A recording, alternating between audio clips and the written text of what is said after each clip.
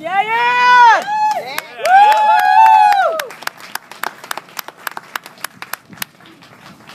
Good morning, survivors and supporters. As a fellow cancer survivor, told me once, being a cancer survivor is a club no one wants to join, but everyone is proud to be a part of. My name is Ann Maxwell, and I am a survivor.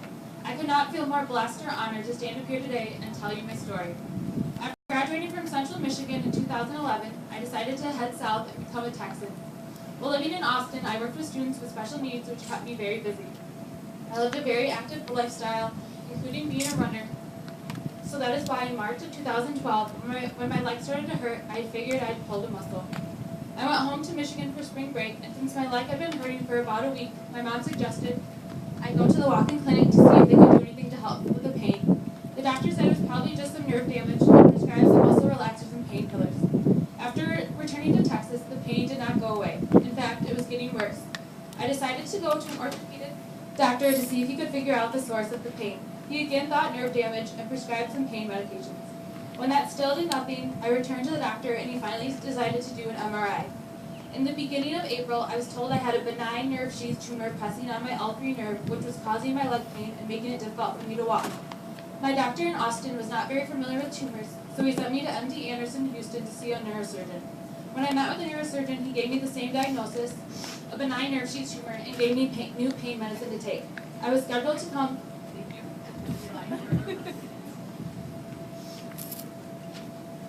Sorry. I was scheduled to come back in July to get another MRI to see if the tumor had grown. I went on living my life as best I could, but the pain continued to increase. It hurt so badly to walk that I was often unable to go to work. No one should ever be living like this, and as a newly 24-year-old, I told myself I didn't deserve to be having such a low quality of life. Surgery was my doctor's last option, but I knew that at that point it was my only option. I needed my tumor removed. I called my dad right before Memorial Day and told him that I could not be in this intense pain any longer. It had taken over my life. I thank God every day for giving me that pain, which led to an earlier detection of my cancer. He called my doctor immediately and scheduled my surgery a few days later. My dad flew down the next day for my pre-op appointments, and my mom took a leave of absence for a job as a teacher and came down over the weekend. I woke up the morning of surgery absolutely terrified of going under anesthesia, but I knew it was for the better. My surgery was scheduled to last around 6 to 7 hours for the removal of my tumor. After waking up from anesthesia, I looked at the clock and knew something wasn't right. My surgery had ended too early. Somehow in my foggy state, I'd heard the news from the nurses that I'd been diagnosed with the Ewing sarcoma tumor. My parents came into the room nervously to tell me that the tumor had been malignant, but to their relief, when I walked in, I began talking about my Ewing sarcoma tumor. When the doctors did my surgery, they saw that the tumor had grown significantly in the past month, was discolored, and because of how it was wrapped around my nerve, they were unable to remove the tumor. They just took enough to biopsy it. And so May 29th of 2012 began my journey with cancer. I spent a week in the hospital at MD Anderson recovering from surgery, which included me learning how to walk, getting PET scans and other tests done. Thankfully, my cancer had not spread to any other areas of my body, and receiving an overload of new information. I had no idea what I was in for. Ewing sarcoma tumors are not due to genetics or environmental reasons. My 11th and 22nd chromosome translocated and started to create a protein and began producing my tumor. My oncologist told me I had a 70% chance of survival. To the average person, that statistic may seem a little scary, but when I heard that, I took a deep breath and thought to myself, many others hear worse odds, so I have to see the positive in that number. Since my cancer was pretty rare, my oncologist wanted me to stay at MD Anderson or send me only to a short list of other hospitals that would give me the same care. Luckily, the University of Michigan Hospital was on that list. After many conversations with my oncologist, nurse, practitioner, and family, we had come up with a game plan. I would do my first round of chemotherapy in Texas, then continue with the treatment in Michigan. I needed to be closer to my family and friends for support. Over the next 7 months, I went through 12 rounds of chemotherapy and 6 weeks of radiation. The side effects I endured were limited to hair loss, fatigue, and becoming neutropenic from having a low white blood cell count twice and having to be hospitalized. During my battle with cancer, I had the most incredible support system. My first thank you goes out to God, who was there for me in every way possible. I accepted His plan for me and knew that there was a reason for this happening. Although my faith was tested at times, I knew that getting upset with God would get me nowhere, so I used this time to take a step back and see what God was trying to show me. I learned so much about myself during this time. Throughout my life, whenever I would ask for something of my dad, He would always respond, "Anne, for you the world." As I would typically roll my eyes at him when he said this. This past year, I'd seen his statement proven true time and time again. My parents, who were my caregivers, did whatever necessary to make this ride as smooth as possible. I will never be able to put into words what their love and support meant to me. Their willingness to do whatever it took for me to fight this and win my battle is a quality I hope to have when I become a parent.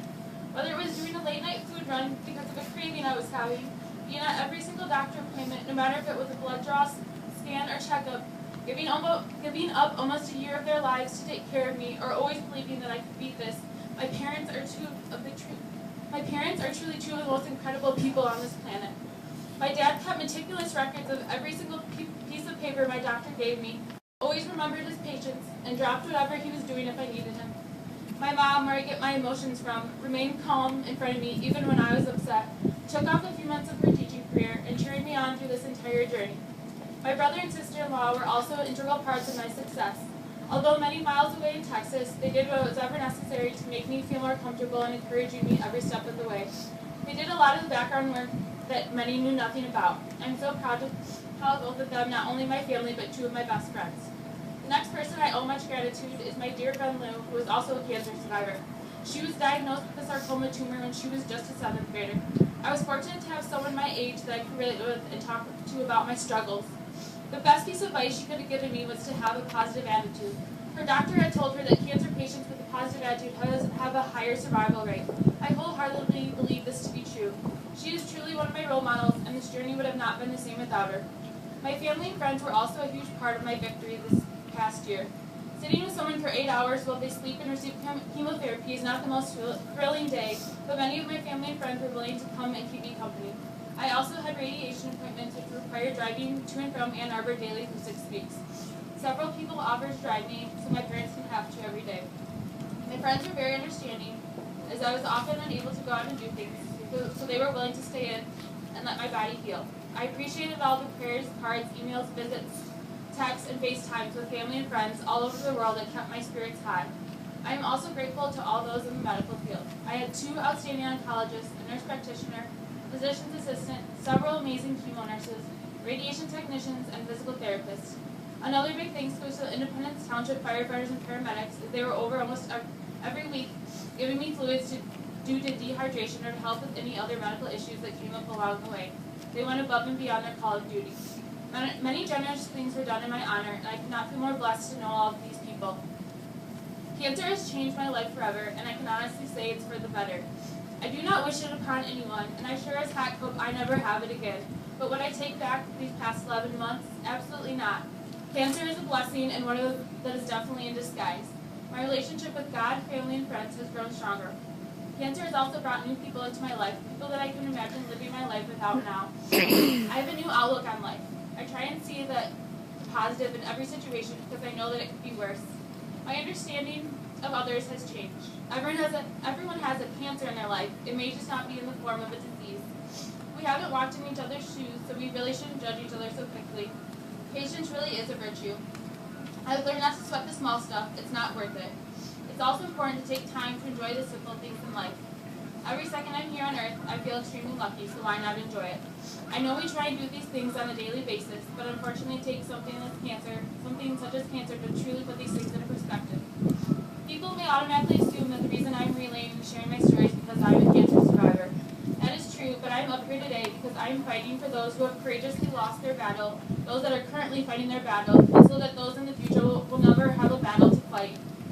Up on these boards are pictures of people that have been affected by cancer. I am fighting for them and all of you here today. I want to leave you with one final thought. If you are ever having a rough day, place your hand over your heart. When you feel your heartbeat, that's called purpose. You're alive for a reason. Don't ever stop fighting. Thank you.